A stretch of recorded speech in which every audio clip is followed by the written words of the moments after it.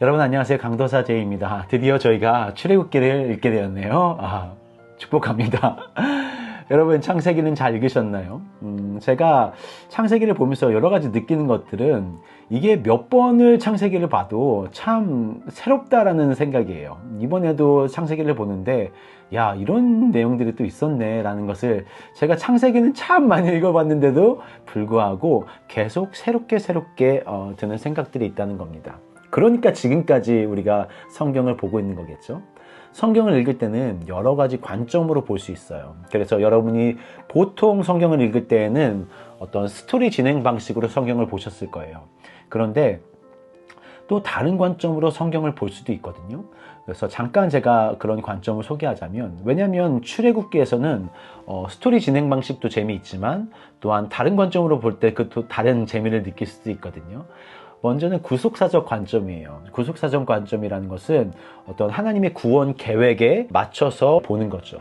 예를 들면 아담과 하와가 죄를 짓고 에덴 동산에서 쫓겨났을 때 하나님은 스스로 동물을 죽이셔서 아담과 이브에게 옷을 만들어 주시거든요. 그래서 그 부끄러움을 가려주시는 일이 일어나죠. 예수 그리스도가 죽으심으로 말미암아 우리의 죄를 가려주신다는 그런 구속사적 의미가 있어요. 노아의 방주도 마찬가지예요. 그러니까 방주 안에 들어갔다는 거, 우리가 예수 그리스도 안에 들어갔다는 거, 그것은 세상과 단절되고 하나님 나라 안에 있다는 그런 의미를 내포하고 있거든요. 또한 아브라함과 이삭과 야곱과 요셉의 모든 삶이 비슷해요. 또 아브라함은 우리가 예수님의 모형이라고 얘기를 하는데, 왜냐하면 아브라함을 통해서 모든 세상 만민이 복을 받았기 때문이에요. 예수 그리스도도 마찬가지죠. 이삭은 어떤 거예요? 이삭은 원래 이삭이 죽었어야 되지만 죽지 않았어요. 그렇죠? 죽지 않고 대신 그 옆에 있는 수풀에 잡혀있는 어떤 수량이 죽는 일이 일어나죠. 그것이 또 예수 그리스도를 또 예표한다고 볼 수 있어요. 베델에서의 사건, 야곱이 베델에서 꿈을 꾸게 되는데 하늘과 땅이 이어지는 사닥다리가 오르락내리락 하는 일이 일어나요. 그건 역시 하늘과 땅이 연결된 거, 하늘과 땅이 이어진 것을 예표하는 예수님이라고 볼 수도 있고, 또 요셉의 삶을 통해서 배신당하고 또 많은 어려움들을 겪지만, 그러나 그 요셉을 통해서 그 이스라엘이 모두 그 기근과 굶주림에서 구원받았던 것처럼 하나님은 요셉의 삶을 통해서 예수 그리스도를 예표하고 계시죠. 출애굽기에도 이러한 구속사적 관점이 아주 많이 나와 있어요. 그러니까 여러분이 출애굽기를 처음 보실 때 애굽은 어떤 곳인지, 또 이 유월절이라는 것은 무엇인지, 홍해는 무엇인지, 만나와 메추라기는 무엇이고, 성막은 무엇이고, 또 십계명이란 어떤 것인지를 보면서 이런 구속사적 관점으로 이것을 볼 때 또 새로운 깨달음이 있을 수도 있을 거예요.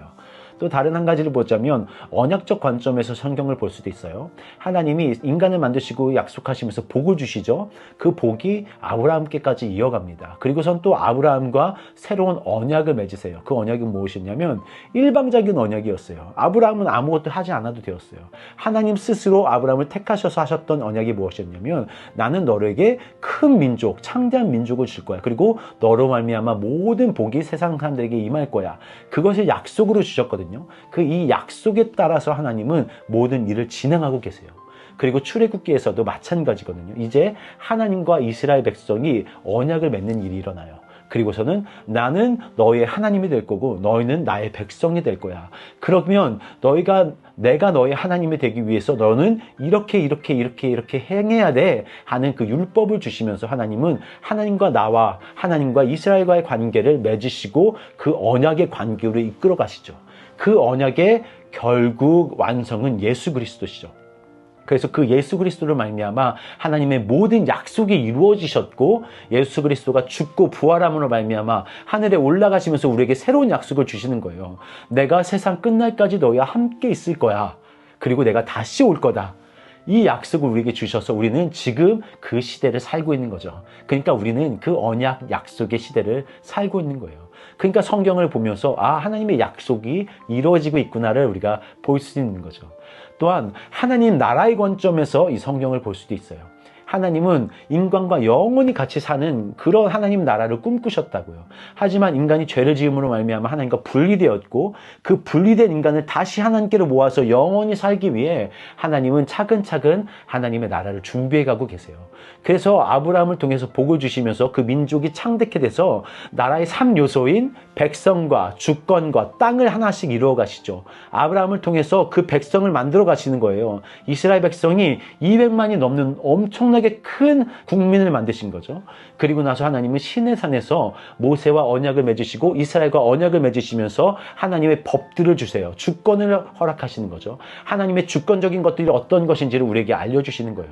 마지막으로 가나안 땅, 그곳이 하나님이 약속하셨던 하나님의 땅을 우리에게 보여주시면서 우리가 결국적으로는 하나님의 나라, 하나님의 백성이 되므로 영원히 하나님과 하나 된다는 것을 의미합니다. 그리고 성막이 똑같은 하나님의 나라를 의미해요. 성막을 통해서 하나님은 무엇을 말하시냐? 영원히 나와 이야기하고 나와 관계를 맺는 곳이 바로 성막이다 이러면서 하나님은 많은 구절을 할애해서 성막에 대해서 얘기를 하시죠. 결국 출애굽기는 3가지예요. 먼저 왜 하나님이 애굽이라는 곳에서 노예됐던 이스라엘 백성 우리를 이 세상에서 건져내시는지, 그리고 홍해를 건너게 하시는지, 그것이 첫 번째 출애굽의 사건. 두 번째, 시내산으로 내려와서, 가나안으로 먼저 갈 수도 있었지만 시내산으로 내려와서 하나님께서 우리와 관계를 맺으시며 언약 백성으로서의 삶을 살게 하시는 하나님의 그 십계명, 그 로우를 주시는 하나님의 그 은혜. 나는 너의 하나님이 되고 너는 나의 백성이 될 거야 라고 그 관계를 맺으시는 두 번째 사건. 세 번째, 성막을 만드심으로 말미암아 창세기에서 만드셨던 그 에덴 동산, 하나님의 모든 영광이 가득했고 하나님이 원하시는 대로 되었던 그곳, 하나님과 영원한 그 관계가 있었던 곳, 하나님과 인간이 계속 교제하던 곳을 하나님은 성막을 통해서 만드시면서 그 마지막 40장에 되었더라, 그대로 되었더라, 무너졌던 모든 인간과의 관계가 다시 회복되는 그곳을 하나님은 기쁨으로 만들어 가시고 그곳에 하나님의 영광을 부어주시면서 하나님께서 진짜 꿈꾸고 계셨던 인간과의 연합, 그것을 출애굽기에서도 동일하게 보여주고 있습니다. 이러한 관점으로 출애굽기를 보시면 출애굽기의 모든 내용이 좀 더 의미 있게 다가올 거예요. 처음에는 좀 재밌었다가 나중에 가면 좀 지루한 부분이 있어요. 성막의 부분에서 엄청 많은 시간들이 할애가 되거든요. 하지만 왜 하나님이 이것을 이렇게 정확하게 재우셨고 이 사람들을 통해서 이 재료를 사용하여 이 모양대로 어느 순간에 그리고 어떤 것들이 다 돌아오게 되는 이 상황까지 하나님이 하나하나를 자세하게 이어가십니다.